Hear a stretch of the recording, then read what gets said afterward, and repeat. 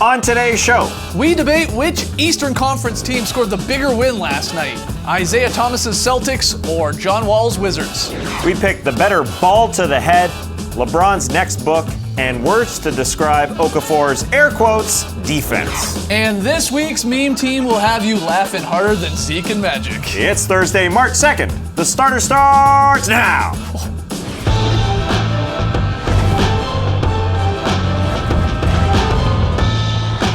Good evening, sweet world, and welcome to The Starters. Whether you're listening to the podcast, joining us live right now on NBA TV, or a little bit later on YouTube, we're very, very happy to have you. I'm Jay Skeets, and alongside me, as always, that's Tas Melis. Softer than Nikola Jokic's touch. To his right, the international man of mystery, taking it to the max. He's nodding away. Lee Ellis. Friend. Yeah. You hit it. It is a soft touch, I will say. And last, certainly not least, over there, it is the Cannonball King. It's Trey Kirby. Hey yo! TK, what do you got popping? Well, I'm here at the internet looking for your best tweets at #TheStarters. And guys, it was Weird Wednesday yesterday on the show. And when the beef started flying in the butcher shop, things got super weird. Especially when it came time for Lee to name his brand new beef twins. You got beef twins. Oh, yeah. Oh, Beautiful. congratulations on your beef twins. What are their names? Beefy and Beefoo. Beefy and Beefoo, just perfect names for a couple of beef twins, but it does bring us to today's question. What would you name Lee's beef twins? For instance, you could go with Bradley and Rajon after Lee's favorite and least favorite players, kind of a good twin, evil twin, or you could call them Tom and Rolando after the heroes of the 1987 All-Star Game. You could even go off the wall, call them pretty cool, pretty weird after one of Lee's go-to sayings. But we want to hear from you, so let us know on Twitter, what would you name Lee's beef twins? Send us your best tweets at #TheStarters, and we'll hear from you later. We're trying to set a Guinness Book of World Records for most time saying beef twins in What'd a you single say? half hour. Beef twins. Oh, okay. Today's question is, what would you name Lee's beef twins? Yeah, definitely. Trey had a late- We gotta get to I the just bottom of wanted to this. make sure. Trey had a late night, he told us this morning when he came in. So. Well, you should have been the one up all night with your beef twins. Yeah. Right away. All right, They sleep well. hopefully we got another fun show for you tonight. We're going to play a little fill in the blank, and we got a new edition of the meme team, but we start with a little what you got. If you're new to the show, Trey's going to present us with two related topics from last night's action. We got to determine the better choice. The catch, there's only one right answer. That's whatever TK thinks it is. Trey, what's our first Two one? related topics, just like beef twins. The top four teams in the Eastern Conference squared off last night with Isaiah Thomas's 31 leading the Celtics in a home win over the Cavs, while the Wizards beat the Raptors up in Toronto on the strength of a double-double from John Wall and 23 points from Bradley Beal. Guys, which was the bigger win, the Celtics or the Wizards? What you got? It's got to be the Celtics over the Cavs. First, you don't want to go 0-for versus a team that you potentially could play in the postseason. Okay. This was their first win against the Cavs this year after losing twice. And also, other guys stepping up besides Isaiah Thomas in the dying minutes is key for this team. Isaiah Thomas made these plays happen, Yeah. but when Drake Crowder and Avery Bradley stepped up to bang home a couple big shots, that's a huge, huge confidence boost for the supporting cast. Isaiah Thomas obviously finished the job, and the Cavs might take the ball out of his hands in a potential playoff series, and just to see how that works, just to ice him way out there and not let him get into the defense. But the Cavs have something in their head. Now they know that the Celtics potentially, despite Kevin Love not being there, can beat them. At least the Celtics have that in the back of their It minds. means more for the Celtics than it does to the Cavs, Yeah, absolutely, of because course. they hadn't really had like a signature win as of late. In fact, they were 3 of 11 coming into this game against your best teams in both the East and the West: Cavs, Raps, Wizards, Warriors, Spurs, and Rockets. Yeah, 3 it's and the champs. 11 coming in. But it was a big, big win. I mean, I loved what Avery Bradley gave them. Not only offensively, where he hit a couple big shots, but defensively, that one possession where he D'd up maybe one of the greatest one-on-one players in the game in Kyrie Irving. You cannot play better perimeter defense. No. You can't with a guy with handles like Kyrie. And I know Kyrie had a great game. He had some unbelievable baskets. But that right there, yes, the Cavs came up with an offensive rebound, and LeBron decided to pass to D. Will, and we can get to that in a second. But that is That's unbelievable. Yeah. That's all first-team defense, which he is. And I Yeah. mean, he's missed a whole lot of time this year, but that's what makes this maybe a little bit interesting. Especially because, like you mentioned, Kyrie had 3 or 4 layups there last night where he just skinned through the defense and no one could get near him. So when you get out to the perimeter like that, you really stop his option. He's still got a good shot off. He just didn't knock it in. Is this proof, though, and be honest, that the Celtics can hang with the Cavs in a 7-game series if these two teams are going to meet in the playoffs? I mean, there's no Kevin Love, no J.R. Smith, but it's good for them mentally. to pick up a dub. Yeah, of course. I mean, for Isaiah Thomas, you mentioned, he had 31 points. It didn't feel like he had 31, though, last night because he didn't have a great last quarter. He missed 3 free throws in a row for a 90% shooter. That's awful for him. But he didn't let that affect the rest of his game. He showed trust in his other teammates. He showed confidence in those guys. And then when he had to, he knocked down that huge three-pointer as well, which kind of gave him the lead for good after that. Then he hit a couple of clutch free throws. So he still is the engine that gets that team running. Sure. But it meant more to Boston than really Cleveland last night. And hear what he said, though. Despite not having maybe his best fourth quarter of the season, he said, look, nobody holds me in check. I averaged 30 points for a reason. I mean, this guy is confident. Why wouldn't he be? Yeah, for sure. Look, I will say this about the Wizards, though. I agree with you guys. I think it is the Celtics. We'll find out from Trey in a second the correct answer. But the Washington win was big when you look at the standings because, they're battling the Raptors for that 3 and 4 seed probably. I think most are in agreement that the Cavs will probably be 1, the Celtics will very likely be 2, and then 3, 4, and 5 are maybe up for grabs here. So the Wizards, 2, go up to Toronto, and yeah, there's no Kyle Lowry, but to beat them on a back-to-back night where they just beat the Warriors, that's a huge win. Obviously got some bench support from their new addition in Bojan Bogdanovic, who had 27. So I think this is really important because not only, and we've said it a million times, like if you're the 4 seed, you're probably playing the Cavs in the second round, that sucks. But something else to keep in mind, you're the 4 seed, you very likely got to play the Hawks. That is not, you're not rolling over the Hawks here, in a 4 or 5 game series. The Hawks are a weird team, I'll give you that. They're good one night, they're bad the next. But they play defense, they obviously have a star in Millsap themselves. I mean, that would be a tough, I think, first round series for either the Wizards or the Raps. So to me, that was a huge Washington win. I don't know, the Pacers at the 6th seed have a bigger superstar in Paul George. If you finish 3rd, you're still facing a superstar. You think the Pacers are better than the Hawks, though? For a team? Maybe, because they have a superstar. The Hawks are just so Jekyll and Hyde. Well, let's I hear don't the buy answers. into that. We all do say ultimately the Celtics. What's the answer? Yeah, I agree. It's the Celtics. They beat the best team in the conference, who they hadn't beat yet, and they'd lost 3 or 4 coming in. But last night, it was a great night for Doinkers. John Wall threw a pass so hard off Marcin Gortat's face that he should probably enter the concussion protocol. While in LA, a rebound bounced off Clint Capella's head right to Sam Decker for the rare doink oop. Guys, what was the better headshot? Gortat or Capella? What you got? I think it has to be Gortat because that was a rocket from John Wall. And Marcin Gortat, in his own typical way, laughed it off after the game, got up straight away and went down the other end. Trey mentioned he should have been checked for concussion after that. I mean, blasted. That is from how far? About 7 or 8 feet away, and he hits him full pelt in the head. It's definitely Marcin Gortat because it's a lesson learned. You set a pick, you keep your hands up as a big man. That's a lesson on the basketball floor right there. I think John Wall just did it to teach him a lesson. I think he just pegged him on purpose. I think it's Gortat as well. Because to me, that was like the on-the-court version of the off-the-court moment that we've seen before and played many a times on the starters. And that is the woman getting absolutely drilled. I believe the cell phone was involved, just pegged in an old 2014-15 game. I mean, that's like the equivalent right there.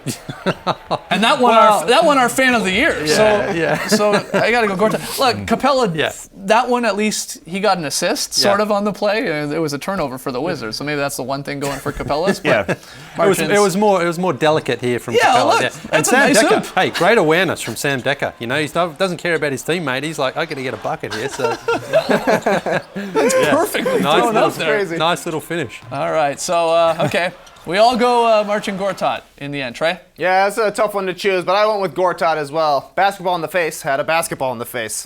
But moving on, guards blocking big guys is always cool. We saw a couple great ones last night, like in Boston, where Isaiah Thomas swatted away a point-blank layup attempt by 6'9" Tristan Thompson, and in Toronto, John Wall rejected 6'10" Serge Ibaka's dunk attempt right at the rim. Who had the better block, Thomas or Wall? What you got? Of course it's Wall. He did it against a guy who was trying to crown him, and he went and got him. And it was a shot blocker as well on Serge Ibaka. Showed him how it's done. And then afterward, look at this block. I mean, that's a monstrous block. Serge is trying to get him right there. And later on in this play, John Wall got the rebound as well. John Wall finished the entire possession. Yeah, it's definitely John Wall. John Wall's what, 6'3"? 6'3", 6'4". Listed at Yeah. 6'4", but yeah. Isaiah Thomas is like Yeah, but- shorter than us. Yeah, but he here's gets the help. problem. He gets help. No, It doesn't matter. it's Horford's block. Yeah, Horford no. blocked him. No, and I know no, they no. gave it to Isaiah gets him. It doesn't matter Isaiah because gets him. No, Isaiah's Isaiah there. Horford blocked him. Yeah. No. Yes, No. he does. Nope. He blocks him before Isaiah Thomas does. He But look, does. anytime you have a small guy like that going up and getting the ball and contesting, that to me is an incredible effort. He could barely get the rim. So you go with Isaiah I'm going Thomas with because he's Isaiah. 5'9", Yeah. John Wall 6'4". Trey, what's the answer? Oh, it's John Wall. No doubt about it. It was one-on-one. There was no debate on who had that block. And it was a dunk. That's crazy. All right, well, let's hear from the people out there. Do you agree with Trey's ruling? Jump on Twitter, #TheStarters. When we come back, what in the world is Jahlil Okafor doing on defense? We'll tackle that and a whole lot more when we play Fill in the Blank. Come on back.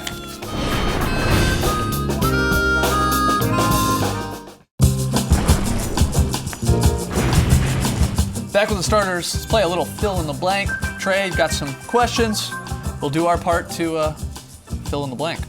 Sounds For good. I hope fun. you guys like puns because Jalil's defense last night was a joke-a-four. Nice. As this clip from Philly's game against the Heat shows the Sixers big man not doing much of anything to rebound or prevent Miami from scoring. Guys, fill in the blank.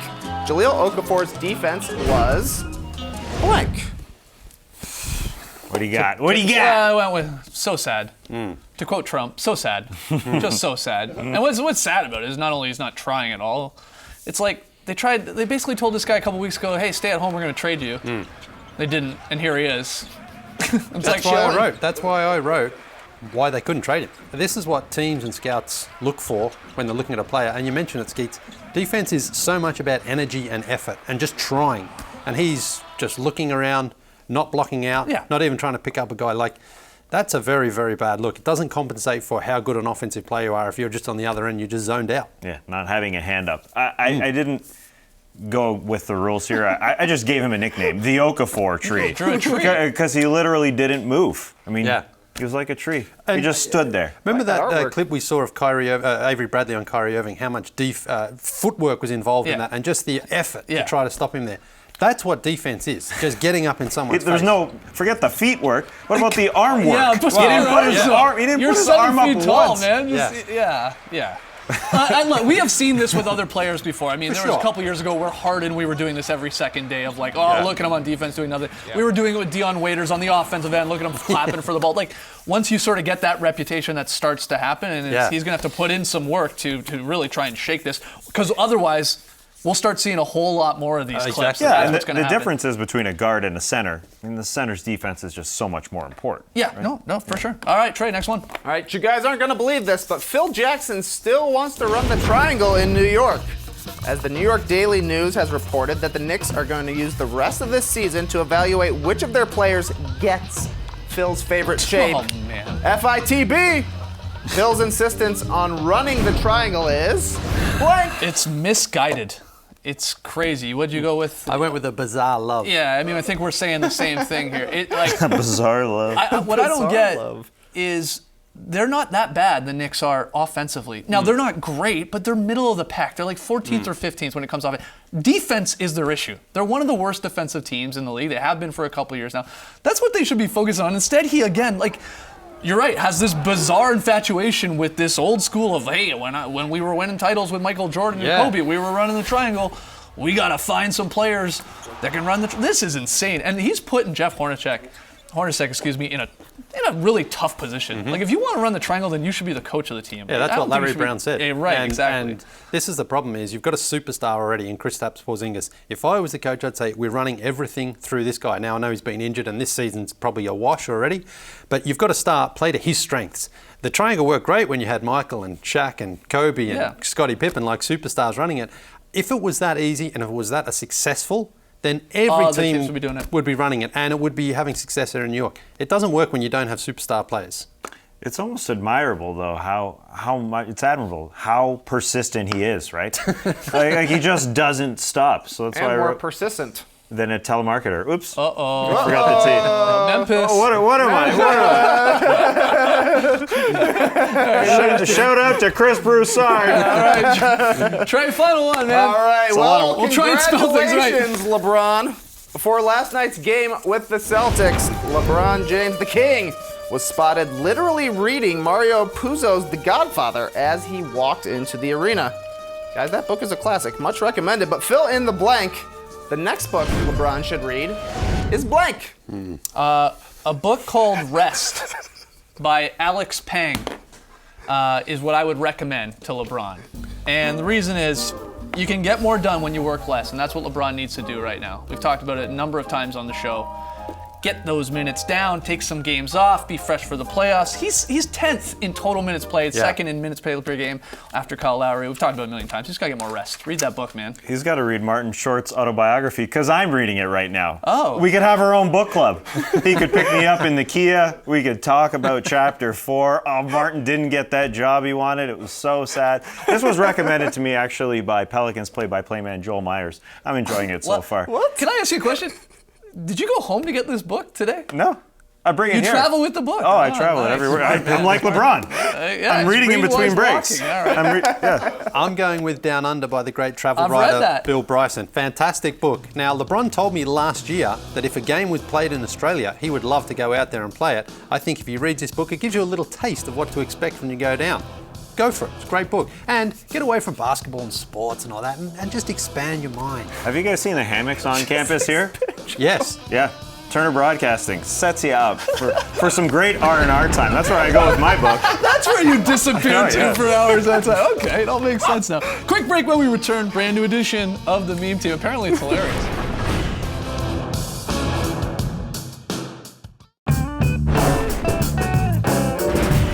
We asked you one of the weirdest questions we've ever asked you. What would you name Lee's beef twins that he had on yesterday's show? You hit us up on Twitter, #TheStarters. Trey has a few of the best answers. Oh, they're weird, man. Sergio would call him Bar and 3. I can't That's believe good. Lee didn't think of that right away. Rodder says Al Cornfed and Kristaps Porzingis. Not bad. A couple classic beefs. Jacob says I'd call the beef twins Swish and Bob. Nice. Will says they should have been named Kobe Beef and Marv Beef Morris. And Blake simply says I'd name his beef twins Dinner and Leftovers. Beef. Beef. What's for dinner? All right. Yeah, great. I like all. Awesome. Some more Good. twins, man. Good, man. All right, look, every Thursday we Fantastic reading his book. scour the internet. Yeah. Do you want to do the Meme Team here with us? Yeah, I'm ready. All right, favorite weird and wacky moments from the past 7 days. Klay Thompson couldn't wait to eat. He was just so hungry, so doing a post-game interview, scarfing that pizza, just going at it. Gotta refuel. I gotta answer a question here, so I'm just gonna sniff it. Just gonna have a sniff. Oh, okay. All right, cool. It reminded us of earlier in the season when he had a beer post-game during an interview as well. Oh, I love this. A little Coors Light, and then At number 4, Kingsguard, Ty Lawson. He had some taco troubles this week. Sticking with the food theme here, on Tuesday, he jumped on social media to ask his followers where he should go for some bomb tacos in Sacramento. Apparently someone pointed him in the right direction because he was pretty pumped at how they looked. However, on Wednesday, this update comes through. Ty's got the taco squirts. But it's okay. It's okay. He was questionable. He ended up playing. He had one of his better games of the season, 15 points, 9 assists. Eat those gross tacos. number 3 is called Laughing Legends, because on NBA TV's Game Time Tuesday, Zeke and Magic, they had some laughs. Hey, Isaiah. Hey, Isaiah.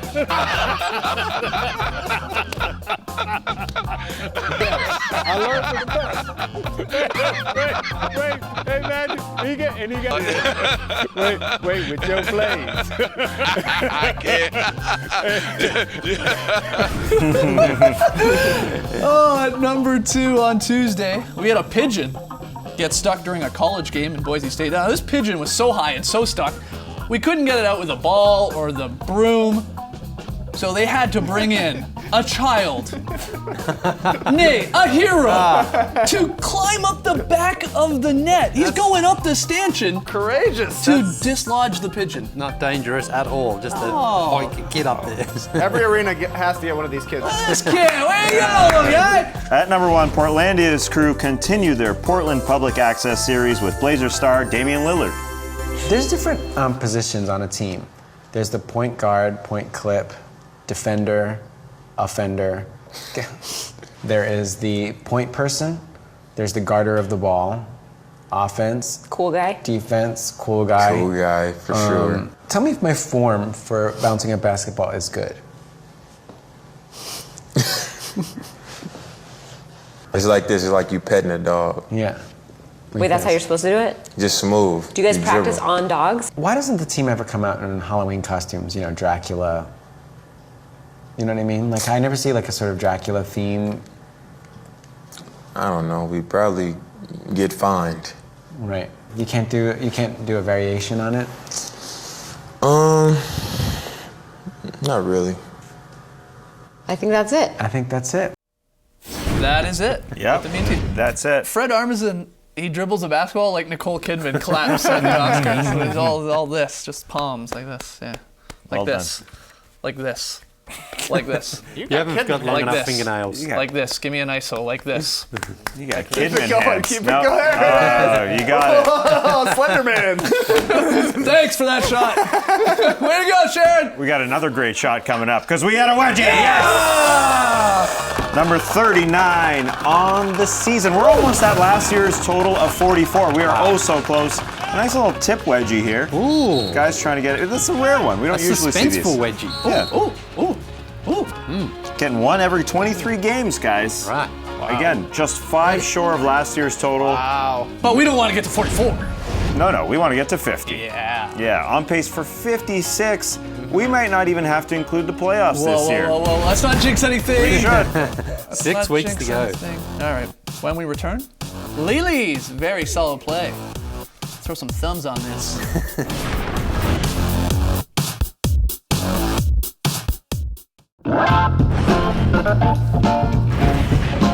Back with the starters.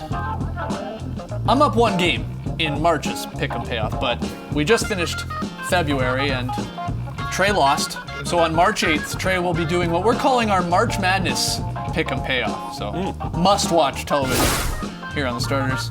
Tonight's second game of March. You're gonna be up after tonight, Skeets. I I'll hope tell so, you that. Tess. I hope so, Tess.